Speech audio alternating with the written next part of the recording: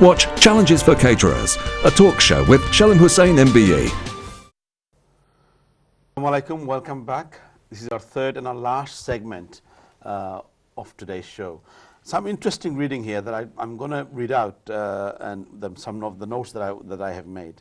Firstly, it is vital that we have the honesty to accept that every real challenge exists in our society, rather than to seeking to blame the wider society. We must look to our own attitudes and behavior.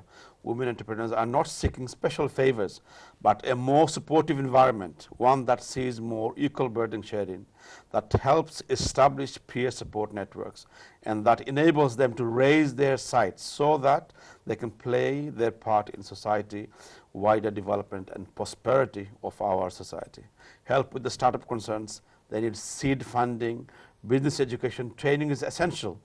We must celebrate our women achievers and willing to learn from their success demonstrated by their other ethnic minority communities in the UK who are forging their way forward. I mean, we are behind India and we are behind Pakistanis. We should not be behind any other ethnic community. We have tendencies to be forever looking backwards, and we are not moving forwards like we should do in society. Now, I want to bring in here, especially, I'm actually going off the script here. I've done a few shows and we've talked about massive level of staff shortages. Anytime I go into any shows or any meeting with the Bangladeshi Caterers Association or the BBCC, we always talk about staff shortages. Now, Indian restaurants or Bangladeshi restaurants or British curry restaurants are closing down due to staff shortages. We have lack of chefs, lack of managers who speak the Bangladeshi language and understand the food. Why our women are not going into the industry that is already ready and suffering from staff shortages? That could solve the problem and help this industry to grow and save my business. Dilara, can I come back to you again on that, please? Yes, I think I'll give you some real experience myself, and I think it is a challenging industry, particularly for women to go into. Why do you say that? In terms of the time, the time of the catering industry, the time of the restaurant. Like I've said, to do even daytime, social hours is quite difficult. But I personally, I've got a takeaway which I took into management responsibility a few months ago. And I traveled 1 hour to the takeaway, 1 hour back, which is quite a long, journey hour. And then I got home I left there about 12:31. By the time I got home, it's 2 o'clock. Now I have 3 children who need to go to bed on time to be able to go to school the next day. As much as my husband, was at home, taking care of them, he also has businesses that he attends to. So then your home is almost unmanned. Who looks after? But this is a normal case. If you look at the wider society, the host society, if husband and wife are working, then you have a nanny looking after the children. Yes. And the nanny puts the children to bed, and you go home and they're asleep. So if both, it goes back to my earlier questions in the last program. If husband and wife are both working, then you will not get the chance to raise the children properly. So if women want to work and they want to prosper, they want to go into businesses, something has to give. Sacrifice. You have to go into sacrifice. This is going back to our research data, why women go into being entrepreneurs. They go into being entrepreneurs because of the sheer flexibility, so that they are their own boss. They can look after their home, they can look after their children, and they can do business at the same time. And this contradicts with that. If I'm so that's why you cannot do a takeaway. I cannot do a takeaway. It is not my preference. I'm not saying you cannot do it. You can do it, but you have to have extra help in hand. I'm coming back to personal experience. I've seen takeaways who are owned by family businesses, and the female member of the family, either is most cases the wife, is actively working in the kitchens. And we've seen in all these British Curry Awards, I hope my uncle Inamal is watching, and last night the BCA Awards, we are always giving these awards to men chef, men owner, men everything. I have seen businesses, I'm not going to mention any names, I have seen businesses, even 20 years ago, where the women although the man was a chef, he was owner of the takeaway and the restaurant, but the women are actively cooking in the kitchen. I haven't seen any of the women coming forward and receiving an award. Maybe that's what they should differently this year, especially in the British Curry Awards. Probably it's the owner, I think. It's owner who is getting the It's also award. their home. It's also in terms of the accommodation, where previously many of the restaurants is accommodation where the family lived. So that's quite compatible in terms of managing.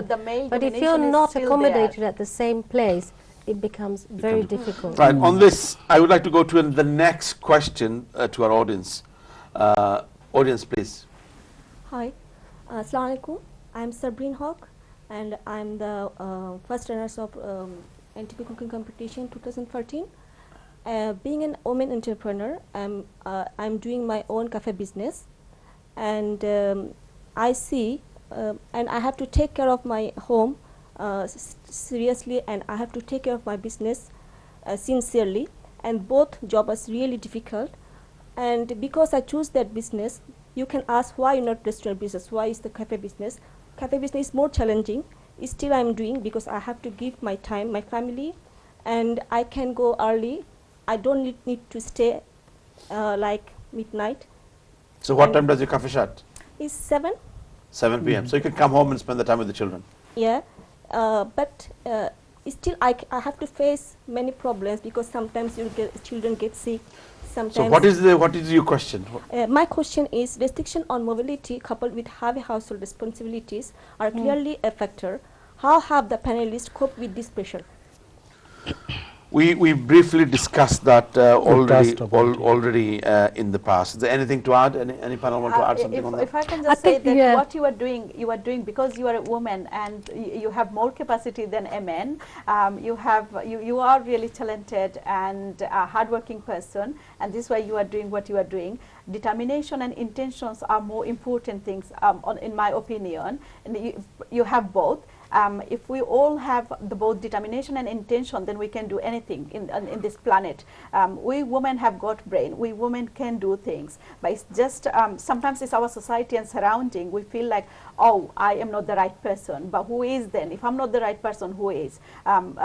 So yeah, I would say we should use you as an example, and if you can do something, anybody else can do that as well. If I can do something, other people can do it as well. Does anybody else from the audience want to ask another questions? Because we've already covered that one in the past. Who do you think are inspirational role models for young women seeking to make it in business?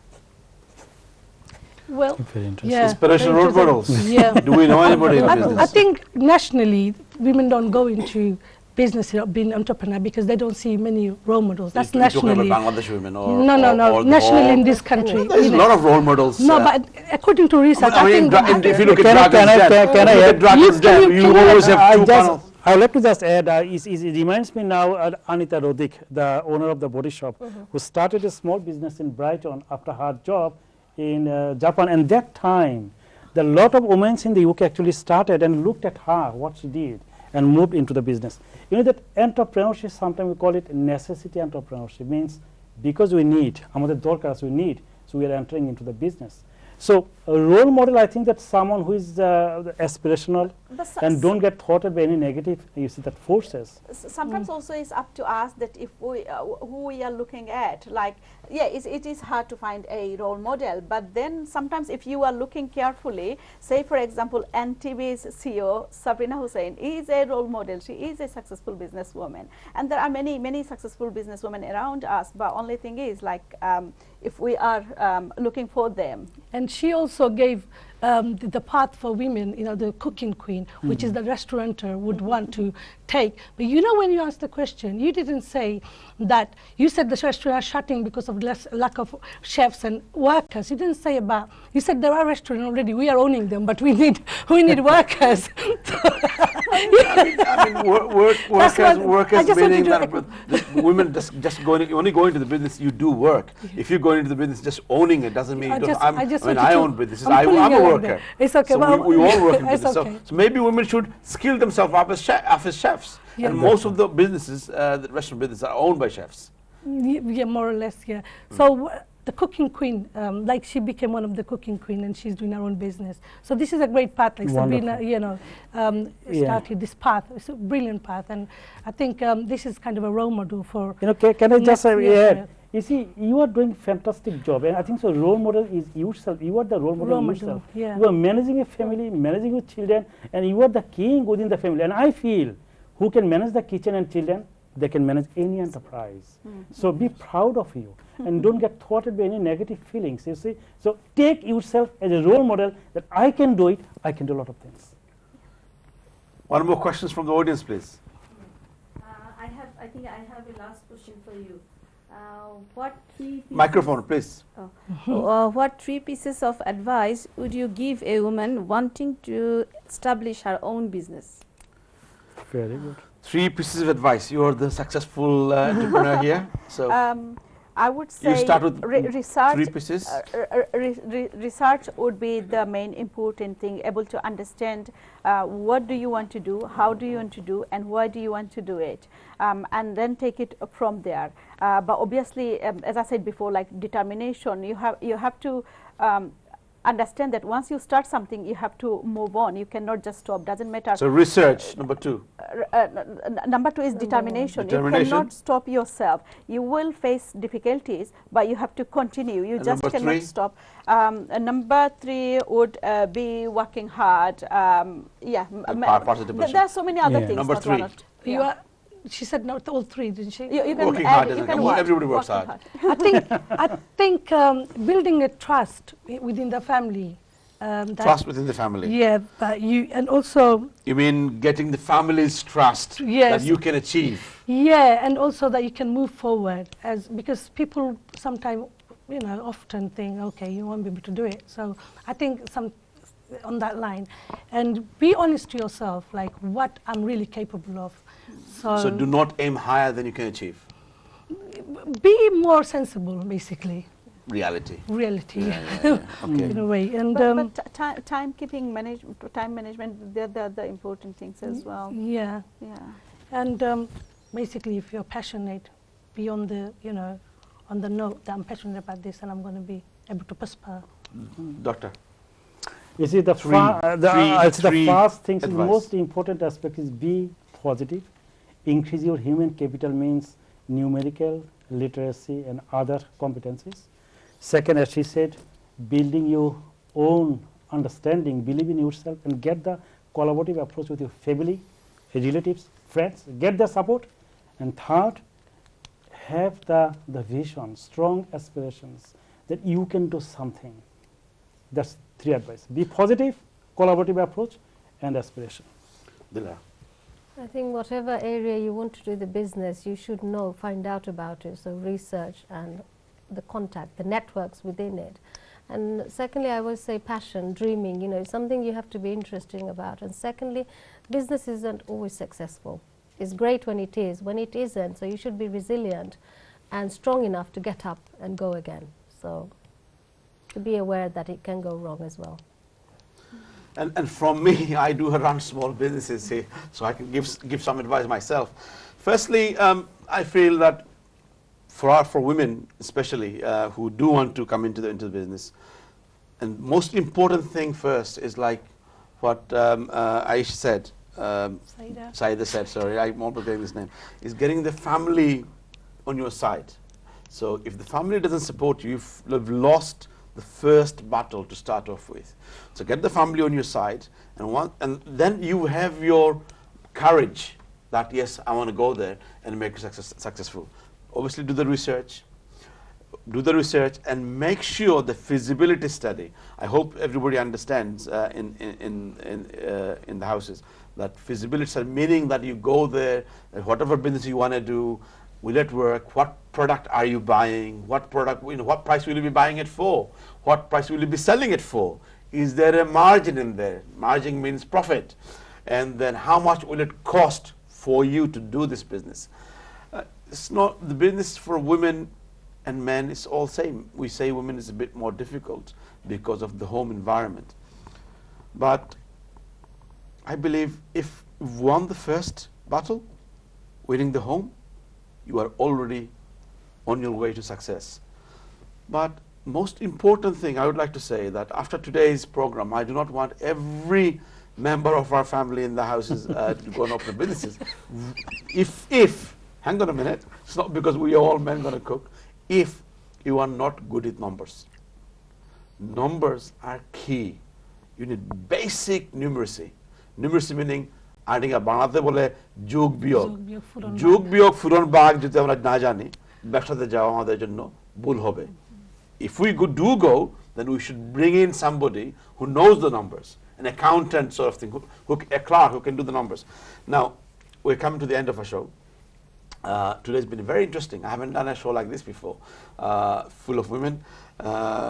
আমি কুবারে মসজিদে গেলে বেসায় মারতে পারে না আরে সব বেটিন তো রলিয়া You're বেটা. not doing anything wrong. I Right, think you've been doing something really I'm bringing to, I'm positive. coming to that. We as a let me say it. No, it's not something nice that males have a voice. No, I'm just saying, but this is our culture. This is our culture. It's about us educating this is the them. culture that we live in. Absolutely. That people will think otherwise. What this man doing? They're going talking about full women. We have to bring our women forward. It's your daughter. We give opportunities to our daughters, to our sisters. Then we have to give the opportunities to our daughter-in-laws, our wives. We should not stereotype. If they can go in business with the Islamic culture, with hijab. We talked about some Islamic role models in the early days. If they want to go in hijab, it's their choice. This is a free country. Let them do what they want and let them prosper. I'd like to end the show today here. I can carry on talking, I think, in this topic for a long time, maybe another day. This program will be repeated again next Monday, so you'll get the chance to see it again. And hopefully we'll carry on in our next program, and I'll see you on our next program. Thank you very much.